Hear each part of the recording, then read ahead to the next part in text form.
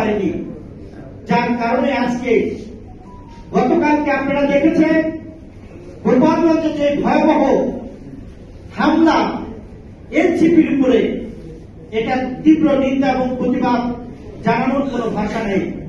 তবে আমি ব্যক্তিগতভাবে মনে করি একজন রাজনৈতিক কর্মী হিসাবে রাষ্ট্র ক্ষমতায় যারা আছেন তারা ব্যর্থতার দায় এড়াতে পারেন না। কারণ তাদেরকে আমরা বাংলাদেশ যখন 5ই আগস্টের পর থেকে বলার চেষ্টা করেছিলাম যে বাংলাদেশে এই আওয়ামী সন্ত্রাসীরা ওয়ার্ড পর্যায়ে, গ্রাম পর্যায়ে তালিকা করে তাদেরকে গ্রেফতার করুন, কিন্তু তারা গ্রেফতার করেননি। যার কারণে আজকে এনসিপির নেতাদের উপরে হামলা করেছে। কি ভয়ঙ্কর দৃশ্য! যুবক ছেলেরা প্রতিবেশী একটি রাষ্ট্র অস্ত্র দিয়েছে, সেই অস্ত্র উঁচু করে এনসিপি নেতাদের উপরে তাক করে তারা গুলি করছে। এটা কিন্তু ভয়ঙ্কর একটা ব্যাপার। এখানে অনেকে হাতিতালি দেওয়ার চেষ্টা করছে, হাতিতালি দেওয়ার কিছু নেই। শেখ হাসিনা কতটা হিটলার, কত 17 বছরে বাংলাদেশের মানুষ হারে হারে বুঝতে পেরেছে। আজকে যারা হাততালি দিয়েছে কালকে তাদের উপরেও কিন্তু আঘাত আসতে পারে। আমি মনে করি গত 17 বছরের যে লক্ষ্য ছিল সেই লক্ষ্যের হঠাৎ করে কেন বিভেদের সুর বাজছে? এই বিভেদের সুর বাজার কারণে প্রতিবেশী রাষ্ট্র এবং আওয়ামী লীগ পুনর্বাসন করার সুযোগ পাচ্ছে। আজকে যদি আমরা ঐক্যবদ্ধ না থাকতে পারি, আমরা যদি আওয়ামী লীগকে প্রতিহত না করতে পারি, তাহলে বাংলাদেশে এই রাজনীতির বৃদ্ধের কপালে কষ্ট আছে বলে আমি মনে করি। কারণ প্রতিবেশী দেশ কিন্তু থেমে নেই, আওয়ামী লীগের থেমে নেই। হয়তো আওয়ামী লীগের নেত্রী শেখ হাসিনা মোদীর কোলে বসে আমোদ ফুর্তি করছে, কিন্তু তার রেখে যাওয়া যে গুন্ডা বাহিনী তারা কিন্তু নানা রকম ষড়যন্ত্র করছে। এই ষড়যন্ত্র ইঙ্গিত করে জাতীয় নির্বাচনকে কালক্ষেপণ করার জন্য, এই ষড়যন্ত্র ইঙ্গিত করে এই নির্বাচনকে নিয়ে গভীর ষড়যন্ত্র হচ্ছে। এই ষড়যন্ত্র যদি আমরা রুখতে না পারি তাহলে আমরা গণতন্ত্র ফিরে পাবো না, তাহলে আমরা দেশ পাবো না, তাহলে আমরা মানচিত্র দেশের যে সার্বভৌমত্ব সেই সার্বভৌমত্ব রক্ষা করতে পারবো না। আজকে জাতীয় নেতৃবৃন্দ যারা আছে তাদের কাছে আমার প্রশ্ন যে আপনারা কেন বসে আছে, কেন সবার ছবিরা মানববন্ধন সরকারের উপর প্রেশার দিতে পারছে না? এই সরকার গতকাল গোপালগঞ্জে যে ঘটনা ঘটেছে সমস্ত দায় এই সরকারকে নিতে হবে। কারণ এই সরকার যখন এদেশের মানুষের নিরাপত্তা দিতে পারে না, সেই সরকার বাংলাদেশের মসনদে থাকার কোন অধিকার নেই।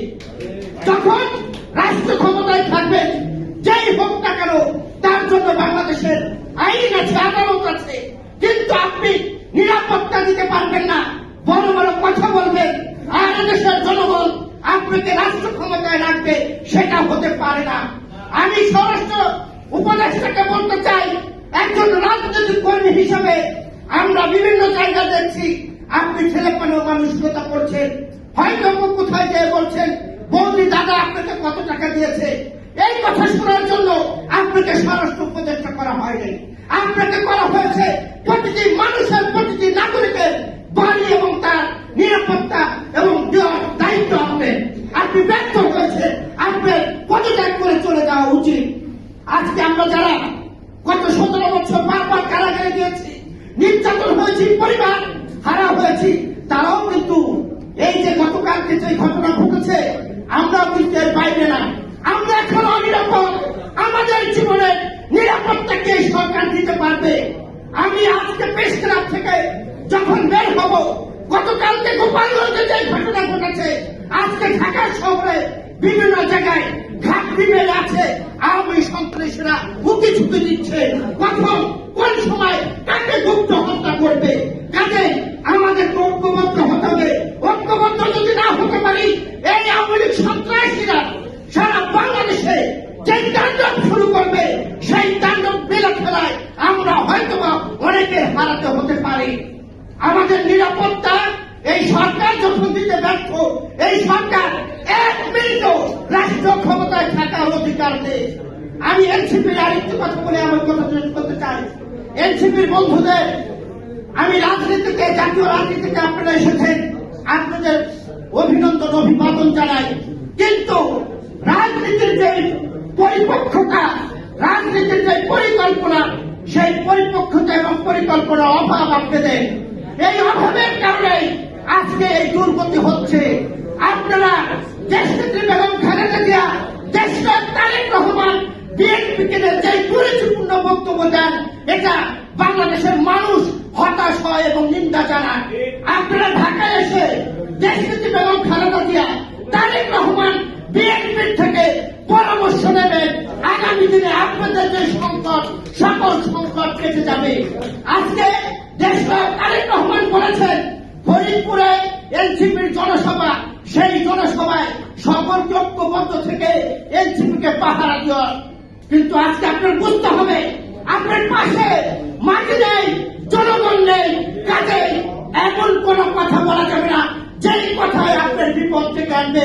সকলকে ধন্যবাদ জানিয়ে আমি আমার কথা শেষ করছি।